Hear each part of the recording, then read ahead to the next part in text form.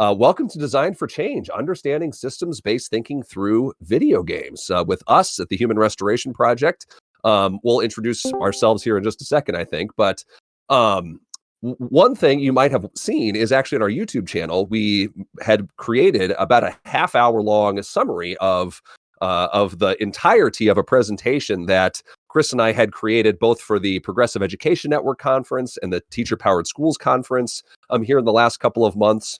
And so this is meant to kind of supplement that work that we're going on, that we've been going on there, and to supplement the video as well. So we'll actually get a lot more interactive here today. Don't worry, there's no breakout rooms in Discord. This is as interactive as you need to get. We'll be working on a Figma here together, so we kind of have some artifacts here at the end. So I'll kind of skip over this because I think a lot of folks in the room know about us and our mission and vision. But I will reiterate that what we're doing today is kind of part of our theory of change, that inform, guide, and grow model. So the inform model may be that video that you saw on YouTube that kind of get you in the door, get you thinking about these things. And this activity here today, this workshop, is part of that guide model there too. So giving you tools to create progressive spaces that value all learners and build lasting purpose. And it's part of a model that we do, in the bigger scheme with schools as part of our professional development, part of our human-centered schools model, part of the many workshops that we participate in here as well. So yeah, needless to say, let's just go ahead and get into things here. So I'm Nick Covington, I guess I should say. I'm the creative director here at the Human Restoration Project. And prior to June of this year, I was also a social studies teacher in Ankeny, Iowa for the last 10 years. Chris, do you want to introduce yourself? Yeah, sure. I'm Chris McNutt. Prior to this work, I was a digital design and media teacher as well as social studies instructor, and I'm the executive director. I should also mention before we get too far into this, if it's your first time using Discord, make sure two things. One, if you highlight over where it says Lunch and Learn event, you'll see a little dialogue box, like a little chat bubble. That's how you can access the text chat, or you can click in the upper right, I believe. It'll be there as well, especially on mobile. And then also, if you want to see Nick's screen, you have to click the watch stream button, which appears like by all of our webcams. That's how you'll enlarge his screen. You can see what he's looking at. But yeah, I'm excited. I'm excited to dive into this today. You also Awesome. see Thanks. Nami throughout this because she won't leave me alone. It's our new kitty cat. So this is gonna be That's exciting. awesome. She's and our new mascot, I think, just because you and her have been inseparable this week since you got her. So, yeah. So let's take advantage too of the affordances that Discord provides. So let's use that back channel, right? Drop questions, drop comments in the chat. That way we can kind of all participate on those back channels. Those things will also just live in this space. So that way, if there's a link or if there's a comment, something that you want to come back to, it will outlast this conversation. So you can come back to it. You can click on that link, you can save it, you can interact, you can revisit the chat, etc. And then plus, just feel free to get involved in our Discord too. We've got conversations about what we're reading and listening to. We've got some general chats, share your pet friends, all those kinds of things. We'll be adding some more to that too later on. So yeah, if you haven't done so yet, just go ahead, introduce yourself in the Discord so we kind of know who we're talking to here, and we'll get started with our designing for change. So kind of the first thing, hopefully y'all can still see what's going on here.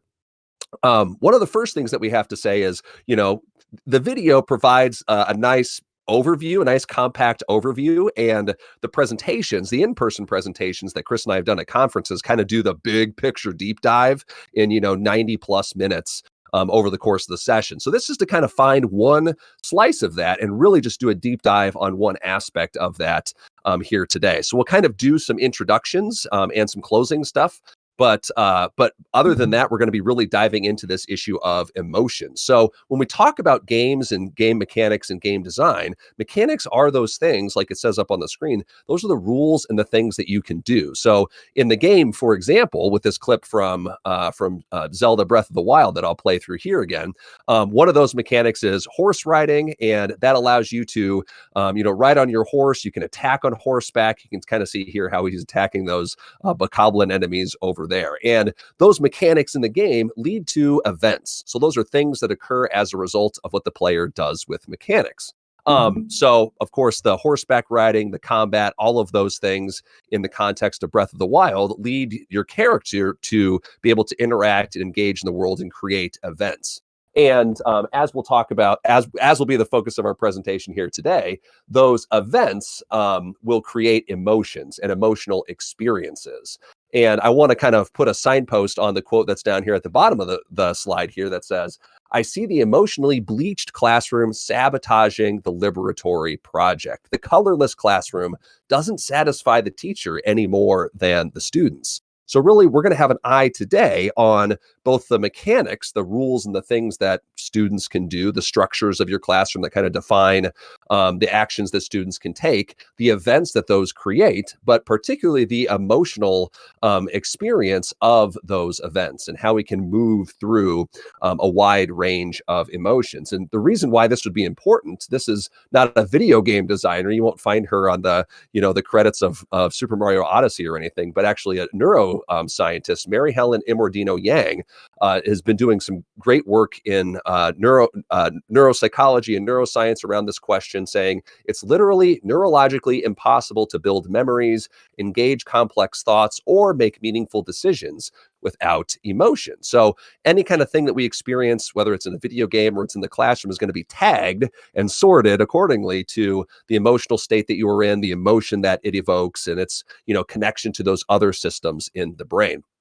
And as I said before, those mechanics lead to events which evoke emotion, and that entire process is an experience.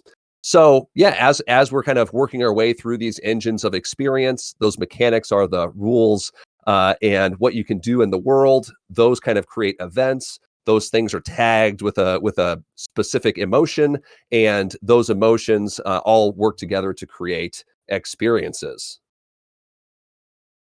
Take it away, Chris.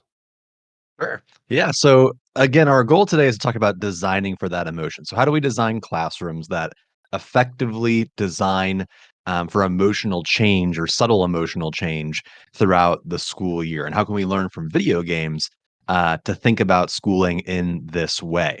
So one thing to preface is when we're talking about designing for emotion, a major part of this work is considering subtle, small emotional moments versus like overwhelming or scripted emotions. So we're not diving into like extreme examples per se here, where like one day we're going to make kids very, very happy, and day we're going to like scream and yell at them in order to add emotion to the classroom.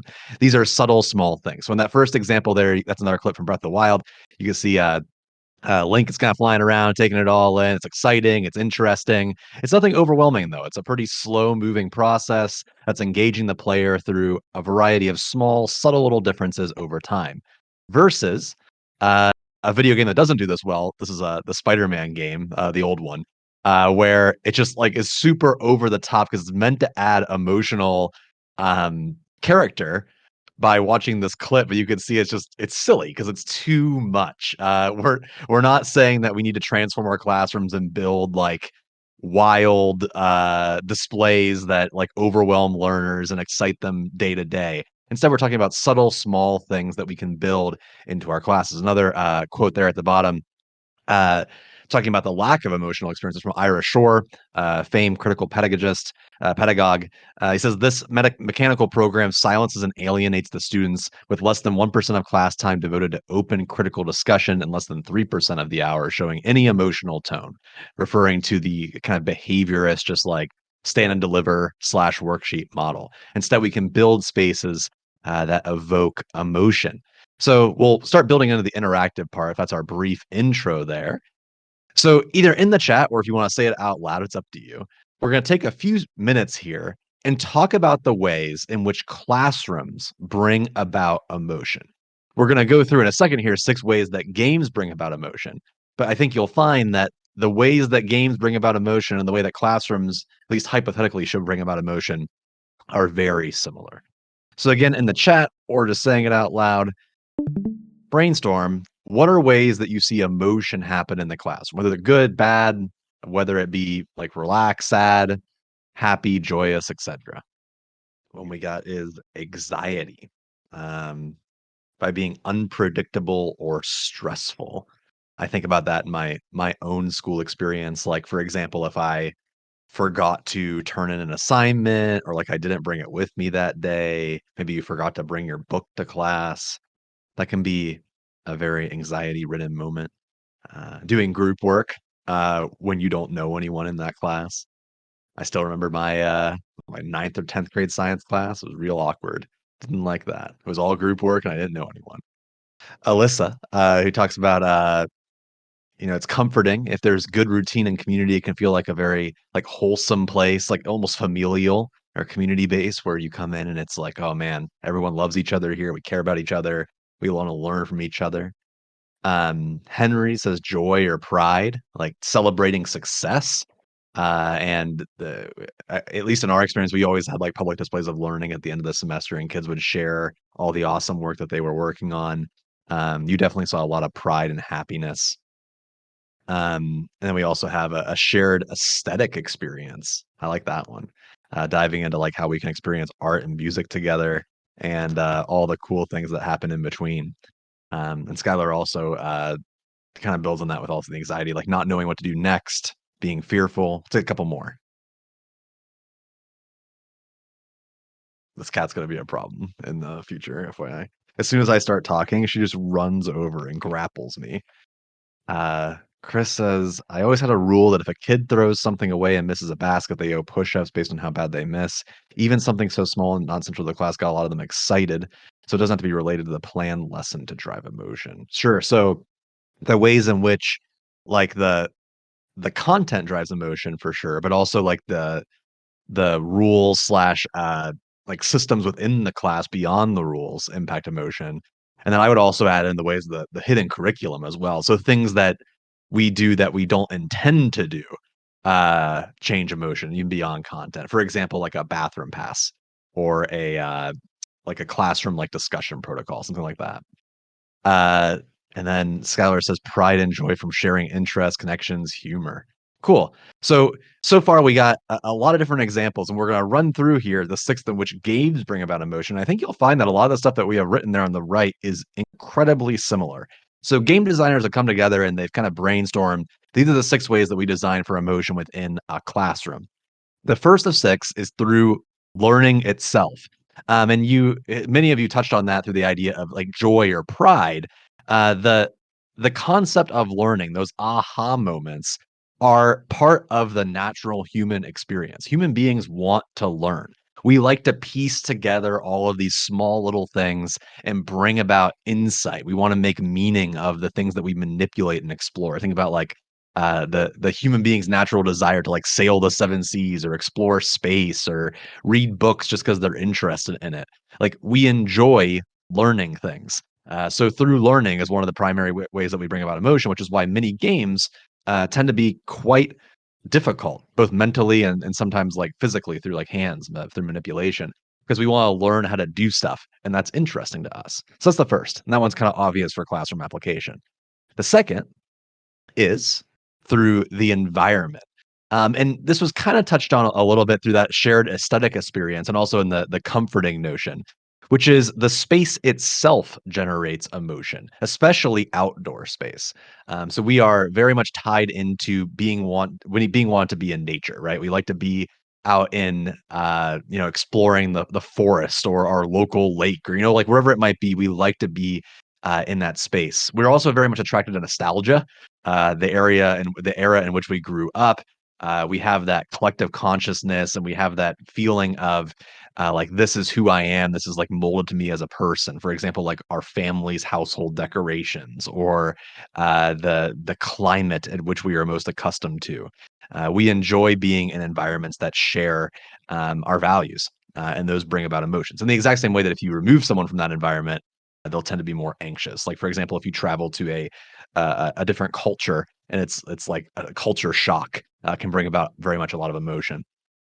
The third is through challenge, also getting through like that project based notion that can be imposed by the game itself or by the player, so either by the teacher or by the student. But we love that feeling of overcoming the impossible. So this huge task, and we're able to overcome it. The fourth is through socializing, which again, something that we hit on already there in the text through community. Uh, we enjoy being able to connect with other people, especially through games. If you think about the game of catch, for example, the game of catch really isn't that fun. No one really just like really enjoys throwing a ball back and forth, but we enjoy connecting with the other person by playing catch with them. There's a lot of power and emotion just by being around other human beings. In the exact same way that many players of video games like playing multiplayer games because it's real people and not just computers. We enjoy connecting with other folks. So the ways that which we cooperate, we celebrate, we have heartbreaks, failures, etc. All of those are made much more powerful through the social. The fifth of six is through acquisition, which I don't think actually is one that we hit on the right there. But I think that this is kind of obvious when you think about it from a classroom perspective. We like earning things. Now, there's a asterisk on this because this could be dangerous if used incorrectly. But there's certainly a lot of emotion. That was my cat typing. There's certainly a lot of emotion uh, in the feeling of earning, for example, a high or low grade, or through like earning like candy or some kind of like reward or acknowledgement for the things that you do. It can lead to some issues, and we'll talk about that more in a bit. And then finally, the sixth way that we design for emotion is through spectacle, which in a video game context is using technology, extreme audio and video, artistic beauty, in a way that reinforces a beautiful experience. In the exact same way that you could think of this in a classroom context as like a field trip, or bringing in an outside community member, or building like a really pretty, exciting document that students are working on. It just looks really cool. Uh, that only works, however, if it's reinforced through something that's already good. So you can't have all style and no substance. When the style builds upon something that's already great, it can elicit a very much an emotional response. And those are all six. All of these tie into just kind of values of our human experience. Emotions are how we connect with our values. When we experience things in the classroom or in games that connect to our values, we have an emotional response to that. And these are themes of like all culture, whether it be teaching, whether it be through books, movies, games. This is like the general gist of it, right? It's love and hate, safety and danger, friend and enemy, victory and defeat. These are complex, nuanced emotions that we feel day to day, at least subtly. It's not just about having fun, which I think a lot of folks, when they think about gamification or talking about games and how it relates to learning, they're like, well, how can I make learning more fun? And as we'll dive into today, when we're talking about designing for emotion together, we're not talking about designing to make something fun. We're talking about design to make it emotional, because games, anyone who plays video games will tell you a lot of the time you're not really having that much fun. You're actually facing like a lot of challenge, and you're not necessarily very happy. There's fun at times, but it's a little bit more nuanced than that. So with that said, I think Nick, we're going over the Figma. Is that right? Yeah. So we're going to here, and I'll put the link here in the chat. We are going to do some collaborative PD here together, with the goal being that, like, one, it's interactive. We can do this stuff together, but it's also something that you could do with your staff or with like a teacher team, etc., to think about designing for emotion within your classroom context. We're gathering this from a book from Teen and Sylvester, who designed this indie game called RimWorld. He's the one that kind of popularized this chart, which is what we're using for this presentation. So, Nick, I'll let you explain the what we're doing here and how to navigate Figma. Yeah, cool. So hopefully you're all on there. I can see people popping up. I got some anonymous people in addition to Chris and I. So yeah, follow that Figma link. It might take a minute to load and open up, but essentially what Figma is, it's like a giant, I don't know, like an open world notepad. I mean, you can add images, you can add sticky notes, you can add text boxes, you can add all these things to it. We've used this for our own organizational planning context. We used it to help actually build the presentation that this is all around. Nice. Yeah. And you can kind of see where everyone's mouse are and and all of that too. Yeah. So once we get going here, you can find that you can add either using the sticky note tool. So you can type things in the sticky, you can resize it, you can change the colors and all that. And I'll delete that. Or you can add it in a text box as well. So like when we get over here, sorry, there we go. in order to move around the screen, you kind of have to click and drag using the hand tool. So it's different from that select tool. But yeah, when you get to the hand and we get to say part 2 here in just a minute, like what does the classroom look like and feel like here, right? You can type your text over here, or if I was Nami, I would type DERF. There we go, because that's what the kitty cat wants to say to the world. All right, cool.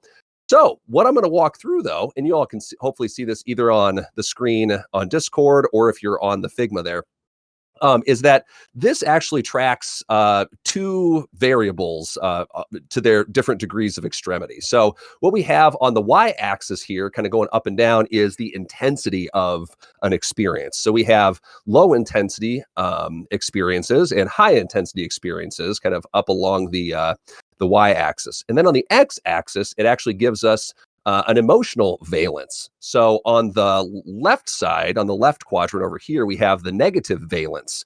So if an experience is low intensity and negative valence, we could describe that experience as perhaps melancholy or misery here at the extremes. Okay, but then if it was sort of a middle intensity, sort of leaning to negative valence, we might call that sadness. So this quadrant down here of the low intensity negative valence kind of ranges anywhere from sadness to melancholy and misery. Okay.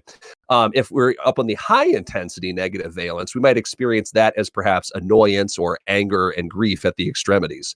Now, on the flip side of that, the positive valence, as you can see over here, if we have a low intensity experience, but it's overwhelmingly positive, we might call that satisfaction or relief. Or if it's kind of a meh, like a middle intensity, but still pretty positive, maybe it's just relaxing because it's just kind of a dull, wave that's kind of passing over us. Now, if we were to ratchet up the intensity, but keep the positive valence, we kind of move into happiness, right? We're just kind of, hey, we're feeling good. Things are going okay. This is awesome. And then if you really crank up the intensity, right, you're cracking up, you're having a great time, you're laughing, it's joyful, it's hilarious, et cetera, et cetera. So that kind of just helps us understand and navigate the intensity and the valence chart here. And so what we're going to talk about with this part of the activity then is really like how our classroom spaces and our classroom activities and the mechanics and the events that we create in our classrooms actually map onto this intensity and valence scale. So as we'll see here in just a second, if you want to follow me over to number 2, and they're kind of labeled up here in the top left-hand corner. Hopefully you can see my little hand moving around, right? So let's just start off here in the dead center in the middle, something that's like perfectly neutral, right? Like imagining that we were just to spend time in neutral town. So perfectly middle valence, not high intensity, not low intensity, perfectly middle of the road in terms of our emotional valence, not particularly negative, not particularly positive.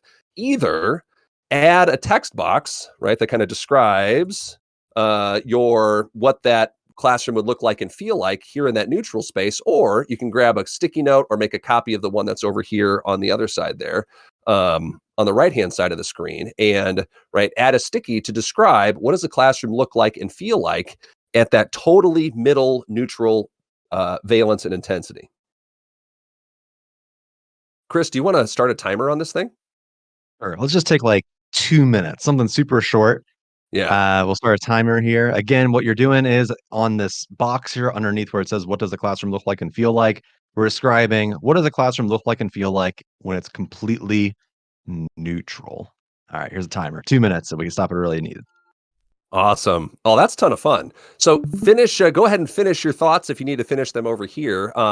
Chris and I sort of seeded it with a couple of comments, but you don't have to take our word as the gospel on this, right? Just try to show you what's going on there. That middle comment there, to me anyway, really resonates in the fact that like the neutral part, it certainly is safe. Like there's safety in knowing that you're not gonna experience a high intensity, low intensity, or super positive or negative valence. So there's some safety in that, but perhaps it's also a dull environment that may not actually give you a lot of reason to show up. Like consider that in the video game context. Like, would you play a game that was just perfectly in that neutral space? maybe that's the game that you play on your phone that's mindless. I don't know what people play these days on their phones, but maybe it's like the Candy Crush, right? You're not really having a great time, but it's mostly just a time killer. It's something that you just do to fill space while you're waiting for the bus, or you're waiting for your, waiting to pick up your kids at school, just those kinds of things. But it's not going to bring you to the point of joy, or you're not going to, rage quit. You're not going to, be devastated in tears. You're not going to feel particularly satisfied. It's just that thing that you do to fill space. Christopher put silent, monotonous. So maybe then we can start to imagine what those spaces look like and feel like too. So from the perspective of students, a neutral space may be perceived as a safe and relaxed one, but also, right, what are kids doing within a neutral space? Is it silent? Is it desk work? Is it all of those kinds of things? Like what kind of things does that look like? Any comments on that, Chris? I think it's important to note that a lot of what is presumed about teacher education is actually about staying in this space. Like there's a lot of kind of bad teaching practice that's made mainstream. I think about the ways in which people talk about um, kids crave structure is one I hear a lot. And what they mean by that is not that kids just want consistent reinforcement of rules or anything like that. They mean like every single day we do a bell ringer and then we do a 30-minute worksheet and then we reflect on that worksheet and then we do that every single day. And there's kind of a slight towards the idea of like we're going to mix it up one day because kids might be more chaotic. It might be more wild that day. Like that's sort of the point, which is what we're hitting at here. Like it's really boring to just always be doing the exact same thing over and over again. Right, it's very compliant. It has that feeling to it. Anything before we move into the third step? Because I think that this is going to be a good foray into step three.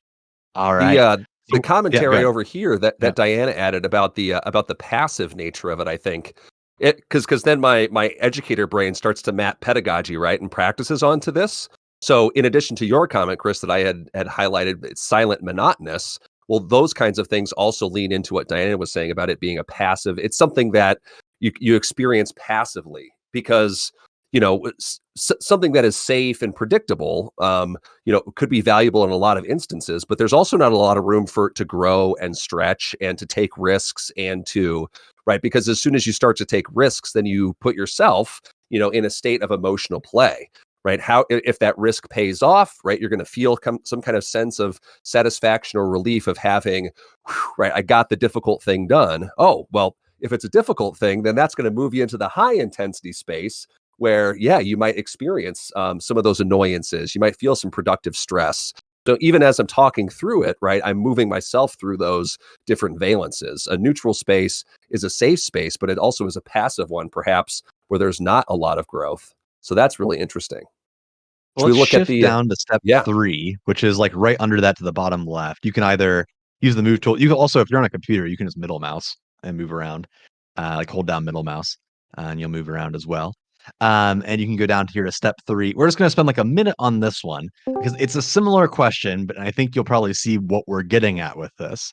But imagine for a second, let's say I go through this presentation. I'm like, man, I'm going to design for emotion. So you create a space where you're only in one spot. All right. What does a classroom look like and feel like if it's only ever relaxed? As in, you're around this little circle here underneath where it says relaxed. Same thing, either using the post-it tools or the text tool. Write in what a classroom feels like if it's relaxed and only relaxed, just sits there. I'm gonna set a timer. I'm just gonna do like a minute 25, a little bit shorter, because we're kind of getting used to it. All right. So as we've kind of written about here, you'll notice that a lot of the stuff is actually quite similar to staying neutral altogether. And to be clear, we're not making the implication that relaxation is a bad thing. I think kids at times crave like passive, relaxed, quiet, sometimes even like unproductive learning. Like that's okay at times.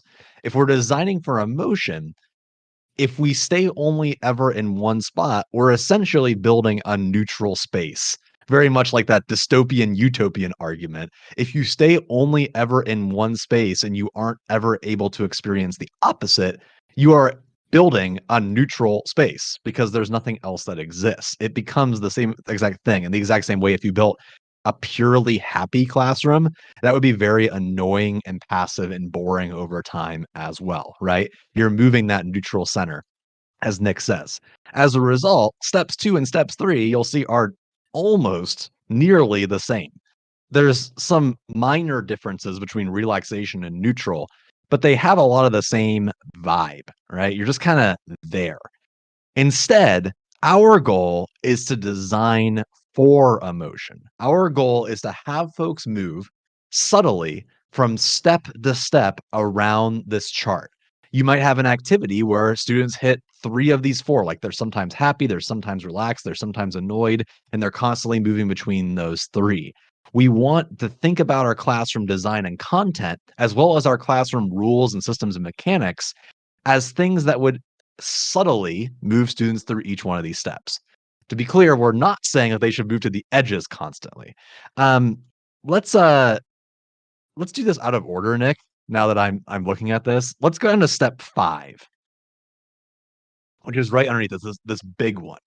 What we're going to do here is we're going to, either using post-it notes or text again, describe what a classroom experience would be. So not how it feels, what it would be, like an actual thing that a student would be doing, whether that be like a classroom policy, maybe it's content that you're teaching, that would put students into one of those 4 quadrants, right? So for example, I might put a post-it note here for happiness, right? And I think about, for example, a student who has their work celebrated on the screen. I taught digital design. So like after students would complete something, it was really cool. I put it up on the screen. We talk about like, look how cool Nico's presentation stuff was. So we put that up on the screen. That would be an example of something that happened in my class all the time that would experience happiness. So your goal here is to try to think of a classroom experience or content that would fall into each one of these 4 sections, not the edges, just these minor like happiness, relaxation, sadness, annoyance. See if you can put one for each. We'll spend a little bit longer on this one, but these would be examples of things that we would do over time that would subtly change emotion. All right, here we go. 4 minutes. I think let's talk about this for a bit. And again, you continue writing your thoughts while I'm going through this. Um, so, as many of you are noting here, when it comes to the design of your classrooms, you have activities that fall into each one of these subtle ideas through each one of the 4 quadrants in the exact same ways that video games do this, right?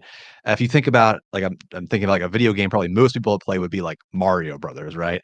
Uh, when those games are designed, they are considered through each one of the 4 quadrants. You have fun when you reach that, and many of you identified like the flow state, where it's just like, hey, I'm going through the game. I have appropriate level of difficulty. It's exciting. I'm running through it. I'm jumping over bad guys, that kind of thing.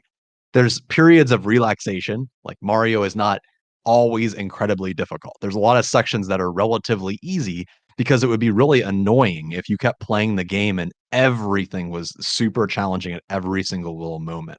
In the exact same way that you're sometimes going to be annoyed or sad because there is a fail state. There are things that cause you to lose that you have to challenge yourself with, that you have to repeat. Uh, it requires sadness and annoyance to be happy and relaxed. All of those things have to be present for us to move through the chart. So let's look at what you all wrote for each one of these quadrants. Nick, if you could go to the annoyance quadrant. We'll start there and then kind of contrast it with happiness. So, in terms of annoyance, many of us had written down like learning something new, like learning a new technique, having conversations with other folks on a project, etc., talking through things that challenge us, which tend to make us very annoyed. In a uh, good school type way, this could mean the concept of grit, like being able to work through challenge, knowing that you want to do something, not because you're forced to be quote unquote gritty, but because you want to keep getting better. And that's a skill. Um, and it's something that a lot of young people and adults struggle with, which is, hey, I want to learn how to do this new thing. And then I give up after 30 minutes because I'm annoyed. School has a place to teach what it means to be annoyed. And we can be transparent and talk about that and build that into our classroom environment. In the same way, Nick, if you scroll over to happiness, so this leads into, and many of you identified, the flow state. So if the opposite of like grittiness is the challenge of working through a concept, over time, students are going to get into that flow state, which is kind of like between happiness and relaxation at times, where you get to do the thing that you want to do. You're working through it. It feels good. You understand what's going on. It's like in a music context, like playing and making music, the stuff that you enjoy doing. It's going well. You're connecting together. You're with your friends, etc. Everything's going well. In the exact same way, if we look down at relaxed, these tend to go hand in hand, but many of you identified it as like a cool down period. So you wouldn't constantly, in the music example, be performing music because after a while you're going to get tired. And after a while, it's going to get annoying because you're like, oh, I want to stop here for a bit. You need that downtime. I think about showing a movie in class. Sometimes it's discouraged by administrators, for example, to ever show a movie in class, but like there's space for that. I think around standardized testing season, when kids are just completely overwhelmed and there's so much work going on, they crave that relaxation quadrant. They want to watch a movie. And same as I think as a teacher, sometimes you want to have that relaxed moment as well, or dedicated reading time, time where it's just like chill and quiet, the ambient music's on, like the whole 9 yards. Sometimes you just want to be hanging out after a prolonged period of happiness or sadness or even annoyance. There has to be that downtime. And finally, and this is probably the weirdest one to think about when we're designing our class, but there's space to design for sadness. Sometimes it's okay to feel bad. And we can have conversations about that because people feel bad in real life and learning is complex.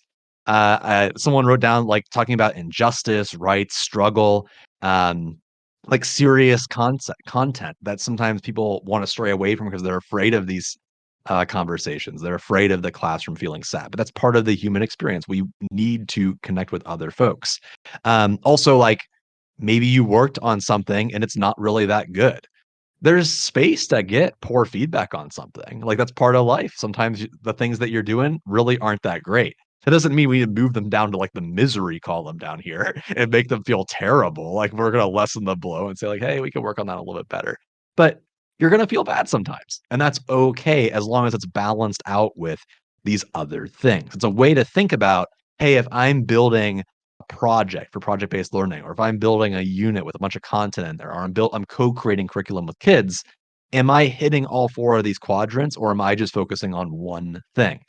Do my systems of my class ensure that we are moving throughout the center of this diagram? For time purposes here, Nick, if you want to go down to step 6, we can cover that one briefly, and then we'll move into the summary on slide 7. We also want to consider in gaming and entertainment, any kind of cultural design, including teaching, there are times where you do go to the extremes. Unlike the previous step where you'd be flowing between each one of these, like annoyance, happiness, sadness, and relaxation, and sometimes in conjunction with each other. Like I could do one activity that could go into all four things, and different students will be at different spots depending on how they feel about it. But there's also times to consider, when do I hit the extremes briefly? How can I design a class where I briefly experience joy or misery or relief or even anger? There are times that we can touch upon those emotional events as keystones within the class. These are the things that we tend to remember from classes years later. And I can think of experience from classes, sometimes intentional, sometimes unintentional, of each one of these four. Now, consider in each one of these four extremes a way that you could design a healthy way to keystone into one of those corners. We're not saying, like, for example, for misery, it wouldn't be like failing a kid because that's not a healthy way. What would be a way that a student could experience misery while it actually being intentional? Like we want them to be there for a second and then move right back out of it, later in the lesson, the same day, the next day, etc.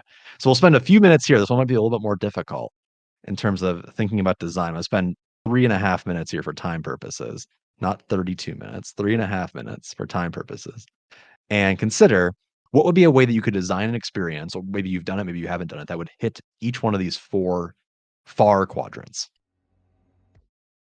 Right. So same deal here. I mean, you all are killing it in terms of thinking about this in terms of classroom design. And I'm just going to briefly hit each one of these quadrants since we are running short on time. I want to be cognizant of that. But I think it's important in a time where so much of education is pushing away from harsh critical conversations to talk about how will in my class I design for anger or design for grief, which seems kind of odd to think about, really, like, to walk into a classroom PD environment and say, like, "Hey, we're gonna talk about designing something that's gonna make kids angry today." But there's space for that, just like there's a space for joy. And often that anger and grief category, we're gonna talk about traumatic events, right? About loss, about trauma, about, terrible things that have happened in human history, which sadly is relevant to any subject. And having those conversations are what stand out to kids. I mean, I still remember when I was in school, like lessons about the Holocaust or about the Khmer Rouge or about like these different traumatic things. And kids, and like in my own class, kids would cry, and it was serious. But that's healthy to know about those things and to experience those things and to have those emotions, as opposed to avoiding them all together. Let's actually go down here, Nick, to the misery one, because to me, this one is kind of hard to consider designing for misery. But like maybe like not being able to figure something out for an extended period of time and having to push through it and overcome it. Having to work together with people who maybe it's a struggle to work with them, or pulling them back. And that's kind of Skylar, you're building on the one that I had written in there, which is those interventions, like having harsh conversations where, like if kids have like group assignments, we didn't let them just split up their group. They had to actually come talk to us about it and talk about like why it wasn't working and share how they feel and get them used to kind of like owning up to what's going on and why it isn't working for everyone. And it was rough. Like it didn't feel good. It definitely had a misery vibe to it. But it helps kids work through their emotions and talk about things. On the flip side, you also have space for relief and for joy and hilarity. So in terms of relief, we have things like that flow, right? Choice and autonomy, self-determination theory. You're working on things, and it's like in a very relaxed state. Think about like raising animals, nature walks, photography tours, like things that are maybe content related, but maybe not. They're just time to just chill out and reflect on things, or they're time for you to explore your own interests. In the same way, joy or hilarity, you have just doing super easy stuff that's super fun to play, playing games, having classroom celebrations, classroom parties. Like there's space for all of those things to have days where like this is just really cool and we're going to enjoy this for a bit. Again, cautioning that the goal is not to extend on these for longer than like half a lesson a day. Because if these go on for too long, it starts to completely destroy someone's emotional state, no matter which one you're staying in, because it gets boring or just too much. It's either overwhelming or too little, because we are at the extremes. So the purpose of this chart is to think about, if we understand this both from a gaming slash movie slash teaching perspective, how can we translate that into honing our skills as educators to design content? And how can we take this to other educators and explain, like, hey, think about the last movie you watched, the last game you played, the last book you read, and how it moved through these different subtle emotions. How are you designing for that in your classroom? Because there's a thought process to this that helps us unlock new potential possibilities. That if I'm going through this chart and I'm like, how am I going to design for sadness? Like, what other things can I pull in there to make my class a little bit more emotionally interesting? Again, being careful about how we navigate that, but there's interesting reflection activities that come out of thinking in this way. And Chris, So I we'll wanna open it add up to to that too. yeah. Oh, sorry, I just wanted to add to that too. There's a designing for anger or grief, right? But then there's also designing the off ramps for it. So it's like, okay, we're in Mhm. this state, or we're gonna learn about something that is going to elicit this emotional state in you and in myself. So then it's like part of that building a bridge is to say, okay, how are we gonna process this together?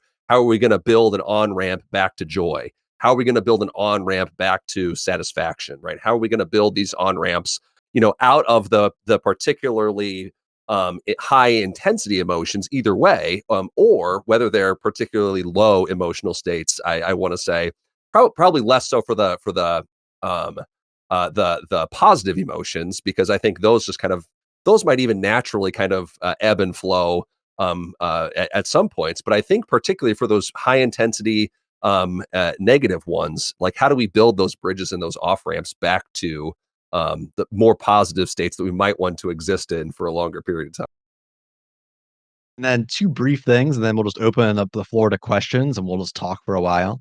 Is first, if this kind of stuff interests you and you want to see more coursework like this, we just launched our funding drive. You can check it out there at that support link. There's three different course series that we're going to be offering for free biweekly. Kind of like this one, like more interactive things that you could take with you and do with other folks. They're all kind of like this. The three different series are one is learning through video games, so it very much dives into this kind of stuff. Some a little bit more intense than this, that really dives into those concepts.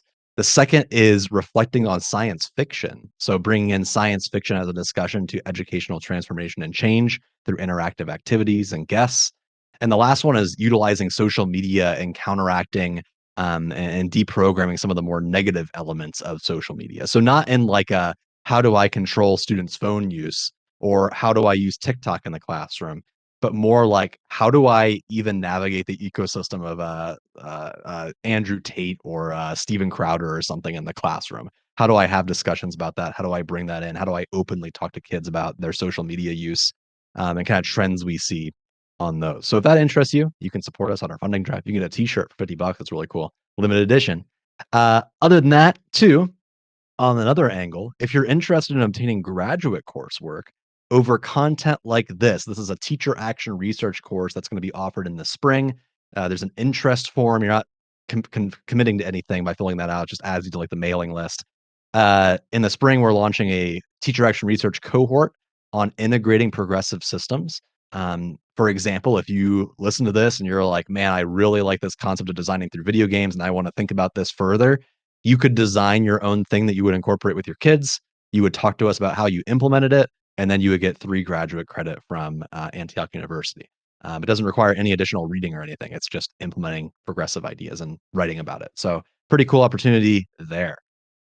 With that said, also make sure you check out the video that goes through kind of all this stuff quickly, which Nick just put in the chat there. That goes through what we just spoke about, as well as a lot more content. And for the next like 15 minutes or so, Nick and I will just be hanging out in the channel. Feel free to ask questions via text. Feel free to stay in the Discord and just check out like the reading and listening channel, the questions channel, etc. It just stays active, etc. And yeah, thank you all for joining us.